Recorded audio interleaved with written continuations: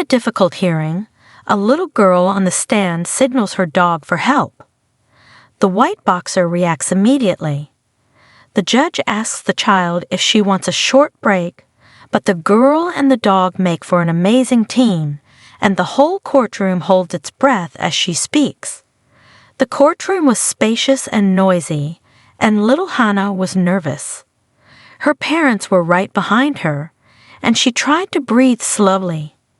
She was still unsure of why she had been summoned, as her father had told her a few days earlier.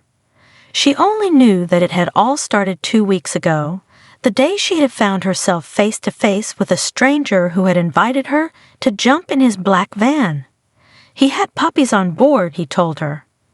As much as the prospect of petting puppies made her stomach flutter, whoâ knew she couldn't accept the stranger's offer. Her parents had told her time after time never to follow someone she didn't know. When the man had tried to grab her anyway, a passerby had stepped in, screaming so loudly that the stranger locked the door of his van and sped away. Later that day, her parents explained to her what CCTV cameras were and how they had been crucial in helping the police find the stranger in the van. Apparently, she wasn't the first child he had invited on board, but she was one of the few who had escaped his clutches unharmed. Now people wanted her to recount their meeting in court, where a man holding a gavel would decide how many years the stranger would spend in prison. Now, in the solemn courtroom, whoâ stood before the judge, her small frame barely visible above the witness box. The atmosphere was tense, charged with anticipation for her testimony. As she walked into the witness stand, the eyes of the courtroom fixated on her, some curious, some stern. She could feel the stare of grown-up faces on her, none quite like the kind eyes she was used to. Lost in a sea of adult faces, little whoâ couldn't shake off the overwhelming feeling of being out of place. A mere child caught in the complexities of the grown-up world. To be honest, she didn't even understand why a man with puppies in his van had to go to prison. The reality of the courtroom was far more confusing than she had imagined. She was just a little girl, unprepared for the scrutiny of the legal arena, where every word carried significant weight. The clash between her innocence and the harsh reality of the situation in the courtroom was intense. Despite feeling uneasy, she found the strength to recount the man's actions and words. Her mom and dad had told her that the stranger was mean, and she believed them. They were grown-ups, and they knew better, even if she herself didn't understand what the fuss was about. To be honest, the adults crying at the back of the room were more than a little disturbing. A man her parents had called her lawyer had told her to focus on the judge and ignore everyone else as she spoke, but halfway through her story, she caught sight of a familiar figure that shattered all her confidence. In the midst of the courtroom proceedings, whoâ's anxiety clouded her awareness, making her oblivious to the fact that the man who had tried to grab her was present. Now, as she stood in the witness stand, her eyes scanned the room, and a sudden realization struck her like a bolt of lightning. There, standing opposite her, was the very person who had offered to show her his puppies. The weight of the moment bore down on her small shoulders, and a surge of guilt gripped her heart. Did she really want to send this man to prison? Time seemed to slow as whoâ's eyes locked onto the man. His presence was unsettling, to say the least. Her guilt transformed into a paralyzing force, freezing her in place. The courtroom, once a backdrop to her determination in her quest for justice, had now become an intimidating setting. The man's stare was cold and steady, making her feel even more anxious. It left her stuck in the middle of her own vulnerability, caught in a tense moment. But just when she was about to give up, wishing that by some magic she could teleport back home to her cozy room, something unexpected happened. The silence was disrupted when the heavy courtroom doors creaked open. A collective gasp swept through the room, and all eyes turned towards the unexpected entrance. A hush fell over the courtroom as a majestic figure strolled in, capturing the attention of everyone present. The newcomer was no ordinary visitor. It was a dog, walking with purpose and determination. The courtroom, usually a space of order and regulation, now witnessed an unexpected interruption as the dog's entrance brought a momentary pause to the proceedings, creating a shift in the atmosphere. The judge, jurors, and spectators all redirected their focus towards this unanticipated guest, wondering what had prompted this unusual intrusion. The friendly canine went directly towards whoâ.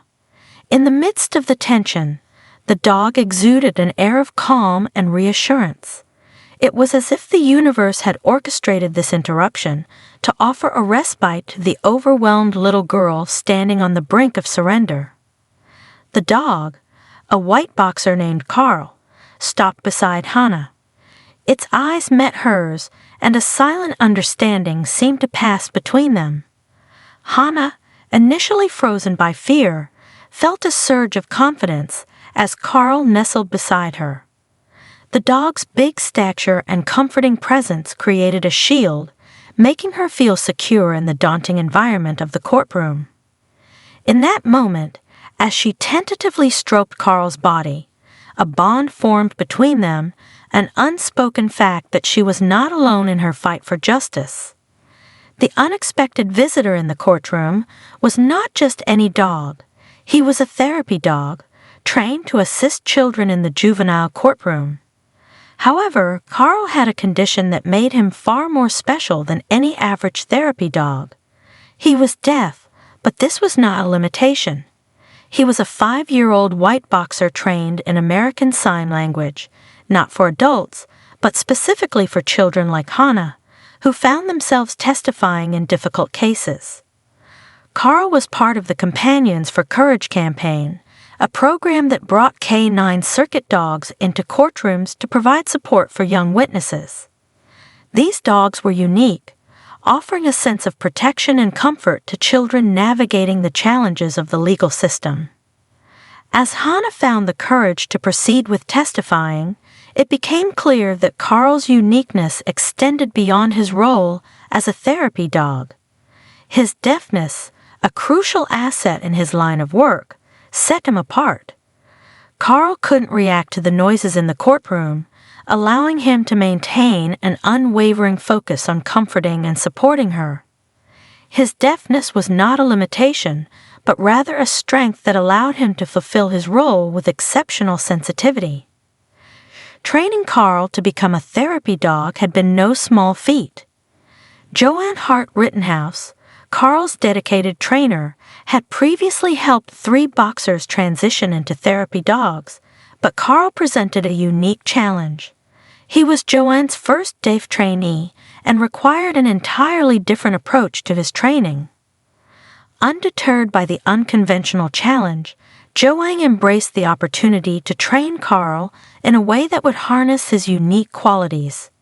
She recognized that his inability to hear commands could be turned into an asset. Karl's training became a journey of creativity and adaptation, where Joanne's expertise as a dog trainer was put to the test. In the process of training Karl, Joanne devised a creative solution to bridge the communication gap caused by his deafness. Recognizing the need for a specialized approach, she decided to teach Karl American Sign Language. Through this visual language, Joanne could effectively convey commands to Karl, enabling him to understand and respond appropriately. The boxer had found his purpose in life, and she couldn't be prouder of him, especially because his journey in life had started with a huge question mark pending over his little head. It had all begun with a call that Joanne Hart Rittenhouse received from a breeder a long time ago. The breeder, faced with a little deaf puppy, only 3 weeks old, found themselves in a predicament, unsure of what to do with a deaf pup. They contemplated the drastic measure of putting Karl to sleep. However, a change of heart led them to remember Joanne, a compassionate dog lover who had previously rescued 3 boxer dogs. Recognizing Joanne's dedication to canine welfare, the breeder decided to reach out to her rather than taking such a drastic step. When Joanne received the call informing her of the breeder's initial intentions to euthanize Karl due to his deafness, she was deeply saddened, unable to fathom such an outcome under her watch. She swiftly made the decision to take in the puppy. She believed that Karl's deaf condition was not a reason to end his life. Instead, she saw an opportunity to provide him with a purpose, integrating him into the K9 program where his unique qualities could make a positive impact. With the support of a behaviorist friend, Joanne embarked on the journey of teaching Karl signs from a young age. She chose to teach him American Sign Language, a decision influenced by her involvement with the National Deaf Academy. Despite Karl's deafness, Joanne believed in his ability to learn and adapt. The training sessions became a collaborative effort, with Joanne and Karl forming a bond rooted in trust and understanding. As time progressed, Karl began to exhibit signs of functionality despite his condition. His intelligence and eagerness to learn became apparent, and Joanne saw glimpses of something truly special in him. Slowly and consistently, Karl mastered 10 sign languages, showcasing an impressive capacity for communication. His proficiency in American Sign Language grew, reaching an astonishing repertoire of over 100 signs, a testament to his intelligence and Joanne's patient and dedicated guidance. Karl's journey extended beyond mere training. He proved to be exceptional with children. His visits to the DEA Academy revealed a deep connection with special needs children, drawing him to those with disabilities like his own.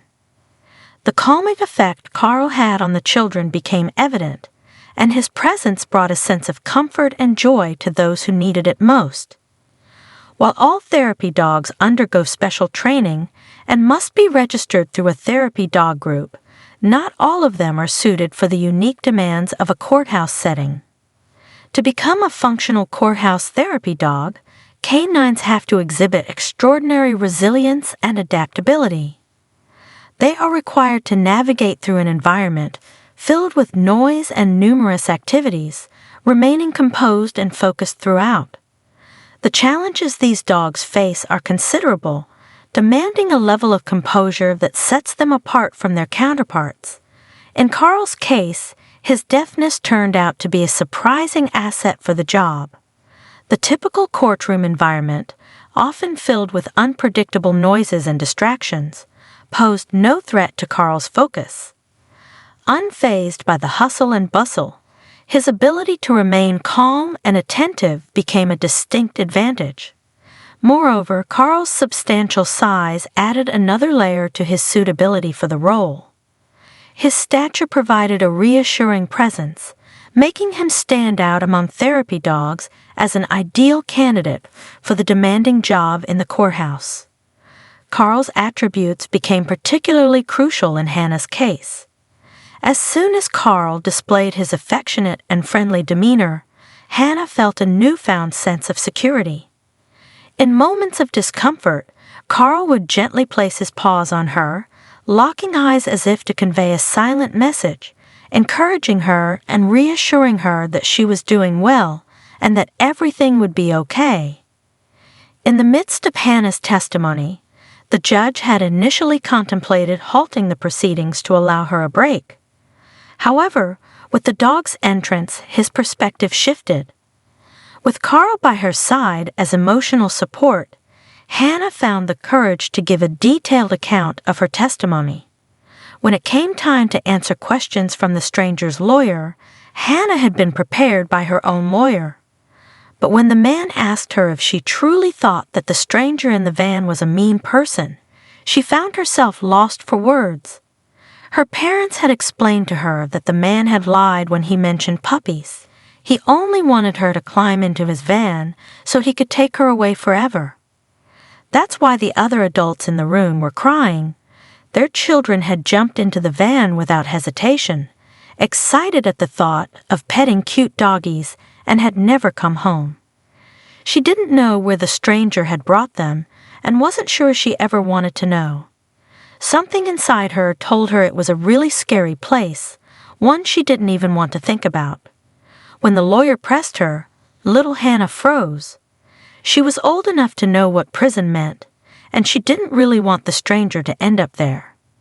But she also understood that the safety of other children depended on her. She just needed to find the courage to tell the lawyer that his client was a liar, and that made him mean, but the courage was nowhere to be found. Both the stranger and his lawyer were looking at her as if they fully expected her to stumble on her words and make a mistake, and she was scared. In a moment of vulnerability, she quickly signed to Karl, who responded by coming to sit by her side. She had only met the dog once before and knew that his presence would bring her the comfort and security necessary to face the daunting task ahead. As soon as the dog reacted, putting his front paws on her knees, the judge cleared his throat. Hannah's parents had told her that the courtroom was a solemn place where games and jokes were not allowed, and she was worried that she had angered the judge with her request for help. She turned to look at him, but he was watching her with a gentle smile. "If you need some more time to think, we can stop for a while," he said. Around them, silence fell as everyone in the room waited for her to reply. Hannah would have loved a break, but she also knew that if she stopped now, this ordeal would go on way longer than she could stomach. So she shook her head as she ran her fingers along Karl's fur, drawing strength from the connection. The young girl found the courage to speak her truth. With Karl by her side, she testified with newfound strength, successfully navigating the entire trial without problems. Once filled with tension and uncertainty, the courtroom now witnessed a transformative moment. Hannah's resilience, coupled with Karl's comforting presence, led to a breakthrough. The fight for justice reached its climax as the man who had wronged her was found guilty and charged according to the law. Hannah's case was just one of the instances where Karl displayed his remarkable support, security, and companionship attributes in juvenile courts. Other children, much like Hannah, believed they had a super-secret code with Karl. This special bond allowed them to call him to their side, providing a source of comfort and reassurance. Karl's presence saved the day on many occasions, making therapy dogs in courtrooms highly encouraged, especially for young victims who must testify. Everyone expected Karl to receive praise from his owner, but no one expected what happened immediately after the trial. The story of Karl, Hannah, and his remarkable support for the young girl spread like wildfire online, reaching millions of people worldwide. The heartwarming tale resonated with people everywhere, and the spotlight on Karl brought newfound awareness to the K9 Circuit program. The positive impact of therapy dogs like Karl in providing support and comfort to children during trials became a widely celebrated concept. After trials were concluded, Karl continued his invaluable role, offering ongoing support to the children who testified. Contrary to expectations, he didn't fade into the background once the courtroom proceedings were over. He remained a constant presence in the lives of these young individuals, extending his support beyond the courtroom into their everyday experiences. Unaware of the global recognition he garnered, Karl continued his journey through life, faithfully fulfilling his role as a therapy dog. His disability didn't hinder his ability to provide comfort and companionship. He approached each day with the same dedication, proving that even with limitations, one could still make a profound impact. As Karl and Hannah's story continued to trend online, the spotlight not only remained on them, but extended to the entire team of therapy dogs, each with its unique qualities and contributions. The collective impact of these canines showcased the importance of therapy dogs in various settings, not just limited to courtrooms. Suddenly, thousands of people around the world started calling for therapy dogs in all fields, firmly believing in their usefulness. New training programs were implemented, and many more dogs in need of a purpose in life found themselves bringing solace to adults and children alike. As the programs flourished over the years, the number of therapy dogs increased, allowing them to reach and help more people than ever before. Karl, being one of the pioneers, paved the way for other programs across the nation to provide assistance to children who must testify. His impact echoed far beyond the confines of a single courtroom, becoming a beacon for other communities seeking to implement similar initiatives. In a profound sense, the triumph over injustice was made possible in no small part thanks to one day therapy dog named Karl. His presence, alongside the collective efforts of the therapy dog program, became a symbol of resilience, support, and justice for those who needed it the most.